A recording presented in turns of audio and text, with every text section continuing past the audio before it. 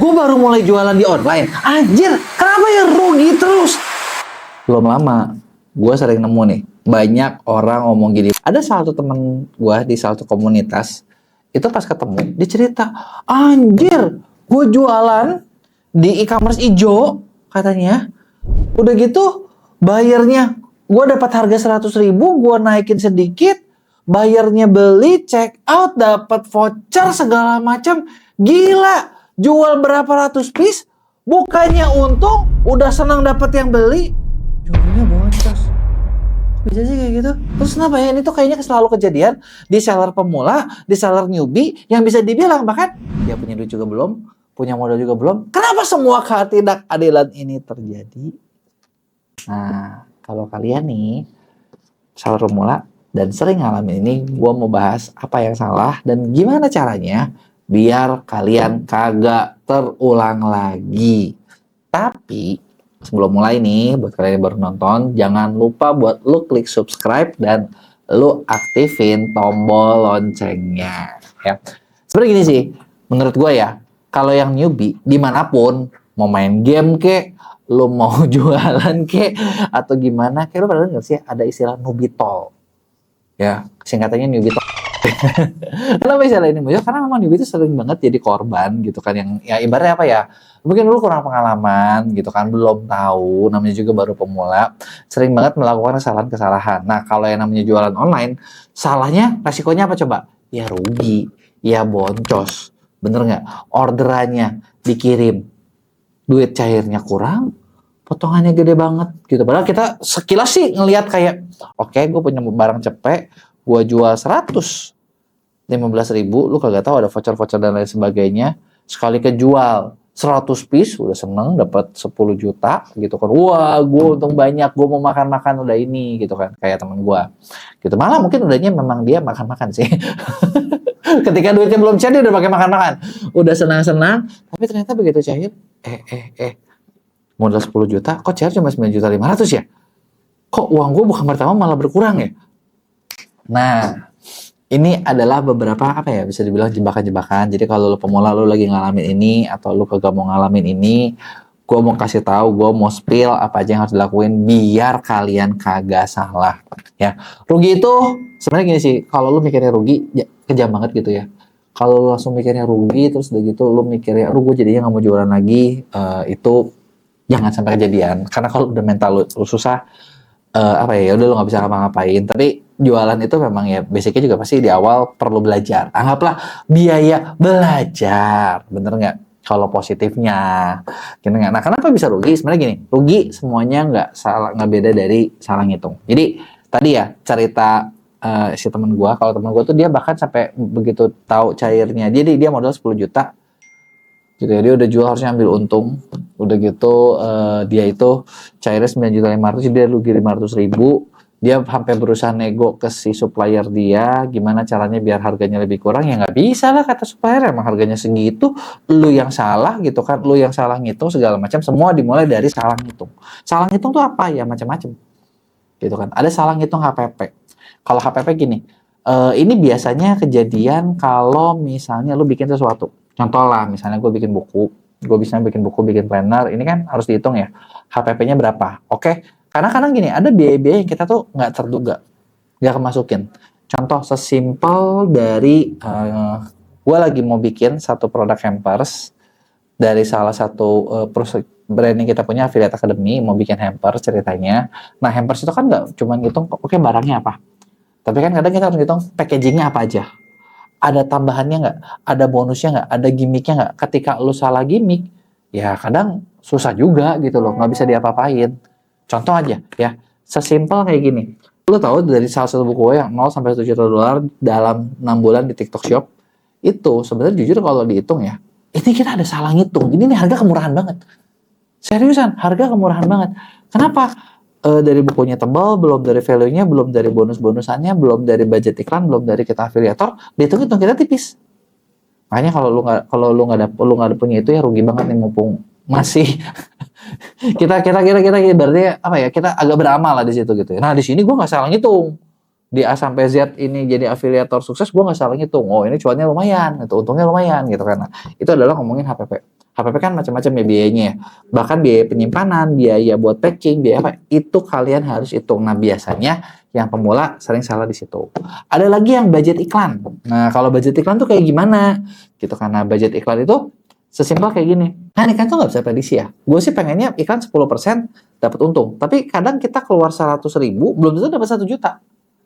100.000 bisa jadi cuma dapat 200.000, yang artinya iklan lo langsung jadi kayak, oh ini jadi persentasenya banyak. Dan ini tidak ada cara apapun untuk memperbaiki biar gue cuman mau iklan gue 10%. Gak bisa. Kalau iklan itu nggak bisa diapa-apain, ya udah, iklan memang sesuatu yang harus lo spend. Budget affiliate. Nah, kalau affiliate sih harusnya nggak salah ya. Karena kan itu mah lo bayar kalau laku. Jadi kalau itu fix 10%, 10%. Gitu ya. Tidak akan salah gitu ya. Lo nentuin berapa segitu. Gitu ya. Nah, ada lagi nih yang sering salah. Tau nggak yang sering salah apa? Voucher. Nah, di e-commerce atau di online sering banget kan ada voucher, voucher ini, voucher itu, voucher gratis ongkir, voucher ditanggung penjual. Nah, biasanya banyak seller salahnya di situ. Salahnya di situ beneran. Kayak si temen gue juga salah di situ. Dia kagak tahu, dia pernah bikin. Jadi gini, kita bikinnya udah kapan? Kita lupa. Gue bikin kupon. Oh, kupon toko. Gua ngasih kupon, kita berpikir semua toko kita untungnya sama, misalnya katakanlah 20%.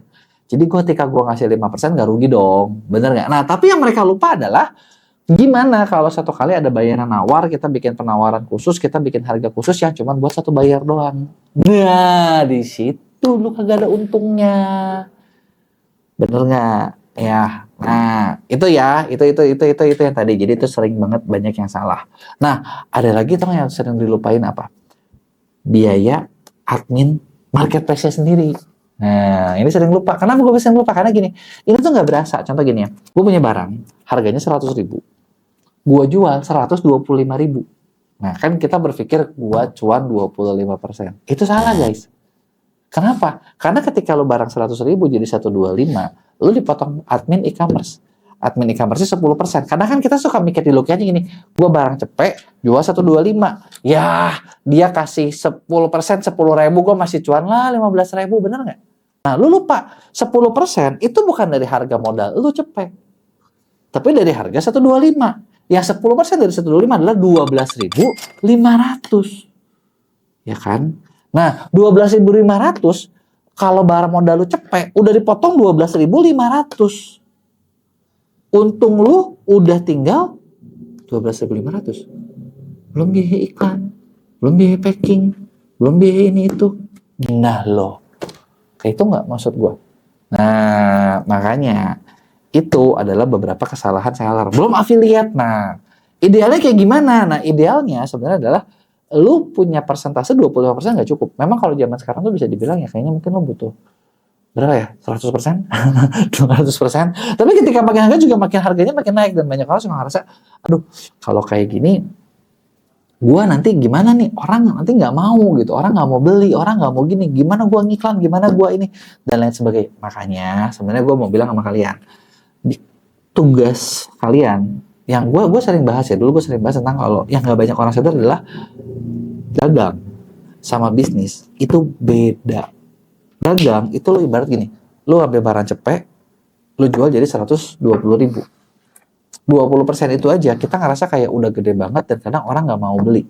Kenapa? Karena ya value apa yang lo tambahin. Tapi ketika lo bisnis, itu adalah ketika lo ambil barang, lo rubah barang itu, lo tambahin value ke dalam barang itu harga bisa lebih mahal. Sesimpel kayak gini, contoh, lo beli jeruk. Gue beli jeruk 1 kilo, misalnya katakanlah 10.000. Gue jual jadi 12.000, itu dagang. Nah, prinsip dagang di e-commerce lo agak susah. Beda sama bisnis. Kalau bisnis gue beli jeruk, gue kagak bikin itu jadi jual jeruk kiloan, gue bakal bikin jadi jus jeruk. 1 kilo jadi 3 gelas misalnya. Modal 10.000, 1 gelasnya gue jual 10.000. Artinya kan 10.000 jadi 30.000. Ketika kepotong admin, kepotong ini itu dan sebagainya, itu lu bakal tetap aman. Gitu ya. Nah, buat kayak gitu gimana? Kalian perlu belajar gimana caranya buat naikin value.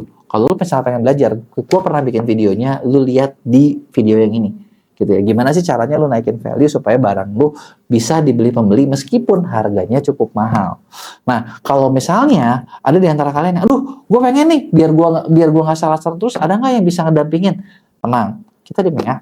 kita lagi bikin satu program namanya konsultan pendampingan orang dalam. Di sini kita bakal kasih insight tentang lu tuh harus ngapain aja, pasar lu seperti apa. Intinya semua yang lu butuhin itu lu bakal didampingin sama tim konsultan kita supaya bisnis lu bisa jalan. Yang ngerjain siapa? Kalian sendiri. Jadi lu benar-benar belajar, didampingin, dimentorin. Lu tau gak sih pasar lu tuh kayak gini, kompetitor tuh kayak gini. Lu harus ngelakuin A, lu harus ngelakuin B, lu harus ngelakuin C, D, E, F. Ketika lu ngelakuin ini hasilnya kayak gimana? Lu ngelakuin udah bener apa belum? Nah itu semua ada di situ. Nah kalau buat kalian yang, aduh, gue nggak butuh cuma didampingin nih, gue nggak punya tim, bisa nggak dikerjain aja? Nah kita di My Agency bisa ngerjain cara-caranya gitu. Kita bisa bantuin kalian buat ngelakuin langkah step by step-nya. Bahkan kalau lu mau siap-siap nih, bentar kan mau Ramadan, ya kan? Nah, Ramadan ini gue kasih tau sama kalian kalau lu seller pemula, ini kesempatan cuan yang lu nggak boleh lewatin. Karena kapan lagi orang Indonesia semuanya bertambah kaya kali 2. Ya kan, jauh lebih kaya 2 kali lipat. Dan mereka bakal keluarin duit banyak di Ramadan kali ini. Makanya lu harus kebagian untungnya di Ramadan 2025 ini.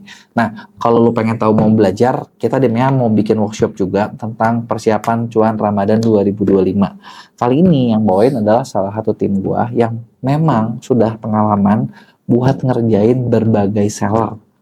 Gitu ya, berbagai seller, berbagai brand. Jadi gua kali ini kasih kesempatan nih, mereka yang cerita gimana caranya, jadi lu tinggal belajar. Gitu ya. Jadi itu aja tips simpel kenapa seller pemula sering rugi. Gue pengen tahu cerita rugi lo kayak gimana, apa yang dulu alamin, lo tulis di komen. Jangan lupa buat like dan kirim ke teman-teman lo.